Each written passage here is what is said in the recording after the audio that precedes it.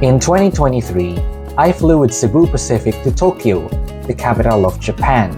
This 4-hour flight on a wide-body Airbus A330 was delayed at the start, but nevertheless, I somewhat enjoyed it. Let's find out more about my experience in today's video. What's up, travelers? I'm Enzo, and welcome to my travel journals.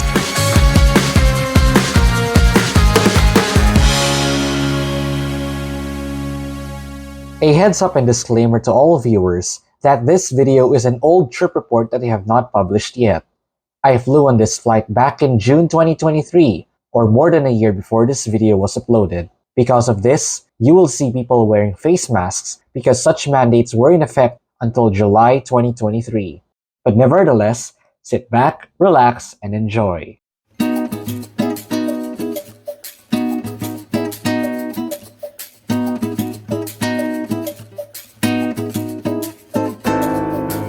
Let's start our journey here, at Ninoy Aquino International Airport Terminal 3.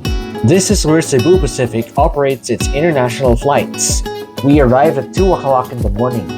There were almost no lines at the international check-in counters, making us finish the process within 10 minutes. Let's head to the gates and do some plane spotting.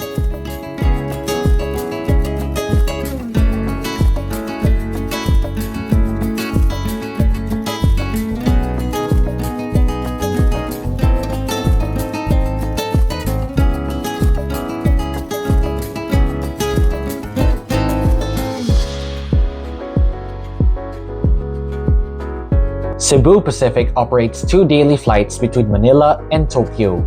We took the morning flight, 5J5054, scheduled for departure at 6:25. However, around 12 hours before this flight, we received a notice that our flight would be delayed to 8:05. Good thing that Cebu Pacific informed us while we were rushing to prepare our things. The 2-hour delay gave us a bit more time to finalize our Japan travel itinerary. While waiting, at past 6, ground staff distributed complimentary snacks and meal vouchers. I would say that Cebu Pacific handled the delay quite well. Our aircraft for this flight is a 2020-built Airbus A330-900, registered RP-C3903. Delivered in November 2022, it is equipped with 459 seats in an all-economy configuration, the densest configuration of an A330neo in service. After waiting for almost an hour, boarding began at 7:23 a.m.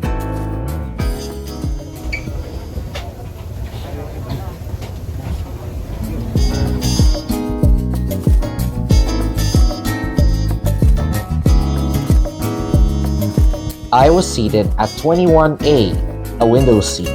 The A330neo seats are 16.8 inches wide, 0.2 inches narrower than the 17 inches of their A320 family planes.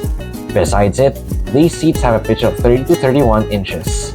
The legroom was good for a 5-footer like me, and the tray table works well. There are also 2 charging ports, one each for USB-A and Type-C cables. We soon pushed back at 8:21 a.m.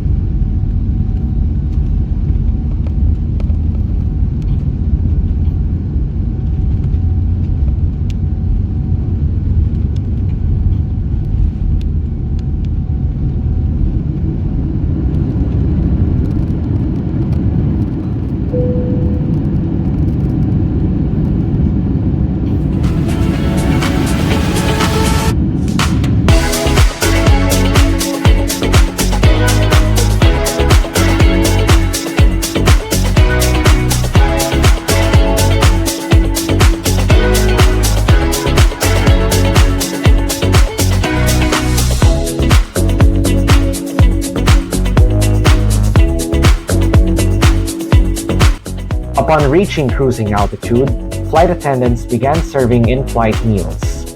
I pre-ordered their char siu chicken for 320 pesos as my breakfast. It tasted fine, like your usual in-flight meal on a low-cost flight. There are other options that you can also pre-order online before your flight.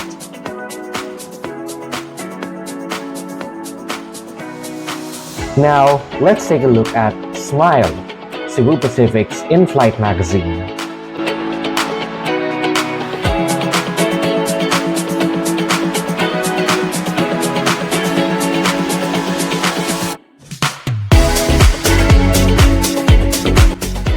Cebu Pacific does a donation drive on all its flights.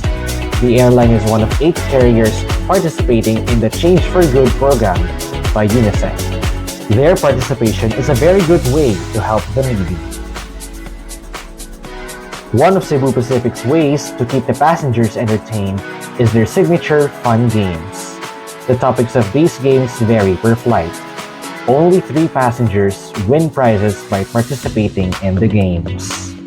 And since this trip report was filmed in June 2023, one of the questions asked in this flight was, when is the Philippine Independence Day? Spoiler alert, June 12.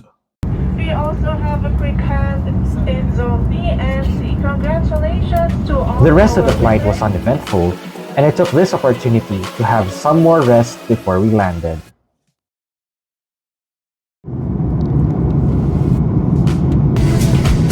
After 4 hours in the sky, we began our descent to Japan. But before we move on, here are my ratings for this flight. I rate each category with a maximum score of 10, and I get the average of the scores as my overall rating. The seat was a bit tight, but the legroom was quite fine, making me rate it an 8.8 out of 10. My char siu chicken meal was delicious. I rate this a 9.3 out of 10. Meanwhile, the in-flight entertainment consists not only of the usual informative magazine, but also the fun games. The games are a good way for Cebu Pacific to keep its passengers entertained. I rate this a 9.5 out of 10. The cabin crew on this flight were friendly and accommodating, and I rate them a 9.7 out of 10. Next, I give the value for money an 8.5 out of 10. Inclusive of fees and add-ons, we paid roughly 17,100 pesos per passenger, or $317 for this flight, which is quite expensive, but almost half of the usual fares on full-service carriers. Overall, I rate this flight a 9.1 out of 10. Lastly, I appreciated how Cebu Pacific handled the 2-hour delay. We were informed the night before about this, which, like I said earlier, gave us a bit more time for us to adjust our travel plans a bit. At the airport, we were given snacks and meal vouchers as compensation. Thank you, Cebu Pacific, for properly handling the delay.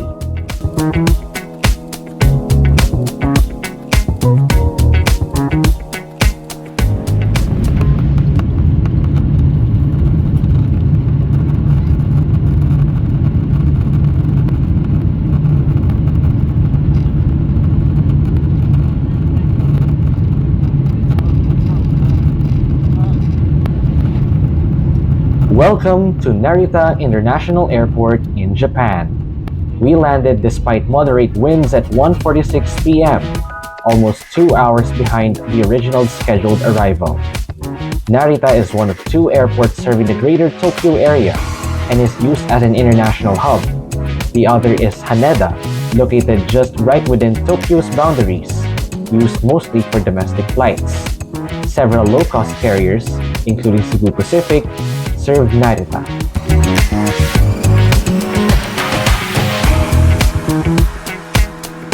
Before disembarking, I took this opportunity to visit the cockpit and have a picture with flight attendant Nesh.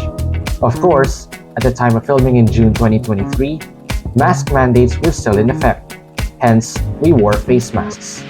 But thank you to the pilots and cabin crew for making my flight fun indeed. Narita has 3 terminals. Cebu Pacific operates at Terminal 2.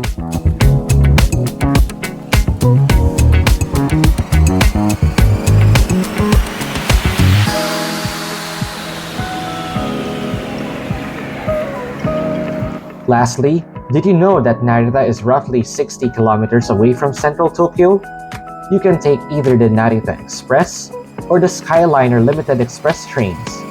We took the latter for only 2,470 yen to Ueno Station. Before wrapping up, visit my personal blog site at enzothetraveler.blogspot.com to learn more about my travel journey.